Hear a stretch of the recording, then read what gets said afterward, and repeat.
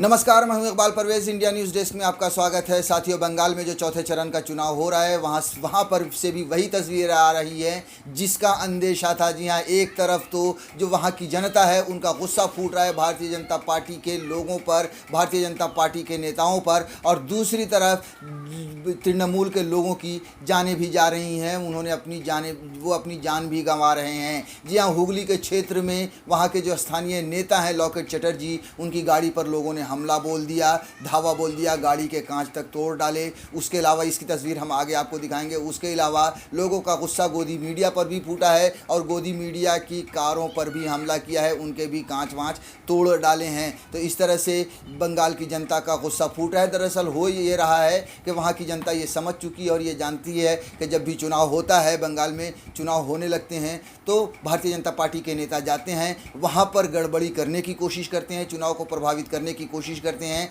कभी ईवीएम के साथ खिलवाड़ करने की कोशिश करते हैं। लिहाजा जब भी वहाँ पर भारतीय जनता पार्टी के नेता जा रहे हैं तो लोगों का विरोध सामने आ रहा है, लोग लड़ रहे हैं। जी हाँ, आपको याद होगा नंदीग्राम में जब दूसरे चरण का चुनाव हो रहा था, वहाँ पर भी शुभेंदु अधिकारी ने ये आरोप लगाए थे कि तृणमूल के गुंडों ने उन पर हमला किया, जबकि हकीकत ये थी, जो तस्वीरें आई थी, जो खबरें आई थी, वो ये थी कि शुभेंदु अधिकारी के लोगों ने ईवीएम को लेकर भागने की कोशिश की थी या ईवीएम के साथ खिलवाड़ करने की कोशिश की थी। लिहाजा वहाँ के लोगों का गुस्सा फूटा और उन्होंने घेर लिया लोगों को रोकने की कोशिश की या उन पर हमला किया। ये तस्वीरें वहाँ से आई थी।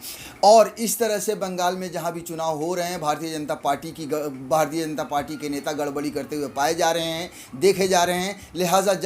लिहाजा तृणमूल कांग्रेस के लोग कहें या फिर जो भारतीय जनता पार्टी के विरोधी हैं या फिर वो लोग जो ममता बनर्जी से प्यार करते हैं, उन्हें फिर से सत्ता में देखना चाहते हैं, वो भारतीय जनता पार्टी के खिलाफ खड़े हो जाते हैं, उनके खिलाफ मोर्चा खोलकर वहाँ पर सामने नज़र आते हैं। इस बार भी जो खबर आई है हुगली से, वो भी खबर यही है कि हो सकता है कि बीजेपी के जो ये नेता हैं लॉकेट चटर्जी वहाँ पर प्रभावित करने की कोशिश कर रहे हैं। वो वहाँ पर गए होंगे चुनाव को प्रभावित करने के लिए और जनता ये जानती है। लिहाजा जनता ने उन पर धावा बोल दिया, उनकी गाड़ी को तोड़ दिया, यहाँ तक कि गोदी मीडिया को भी शिकार बना दिया, जो गोदी मीडिया रात दिन भारतीय जनता पार्टी का महिमा मंडन करने में लगी रहती है। साथियों, ये तो खबर है ही है, लेकिन उससे बहुत बड़ी खबर ये भी है कि बंगाल में 4 लोगों ने अपनी जान गंवा दी है और ममता बनर्जी सेंट्रल फोर्सेस पर आरोप लगा रही हैं। उन्होंने यहाँ तक कि डायरेक्ट ये कह दिया है, अमित शाह पर आरोप लगाया है कि अमित शाह सेंट्रल फोर्सेस को प्रभावित कर रहे हैं। जी हाँ, हमने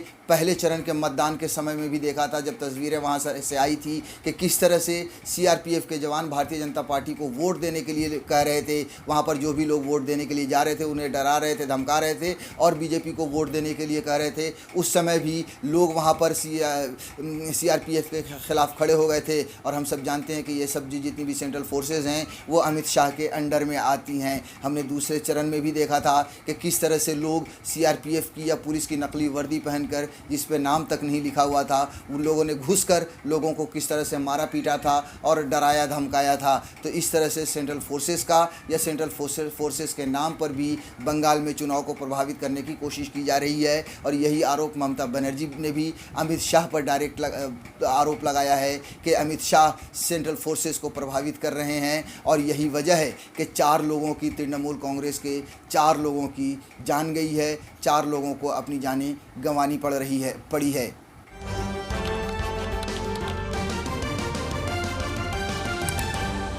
आपकी आवाज़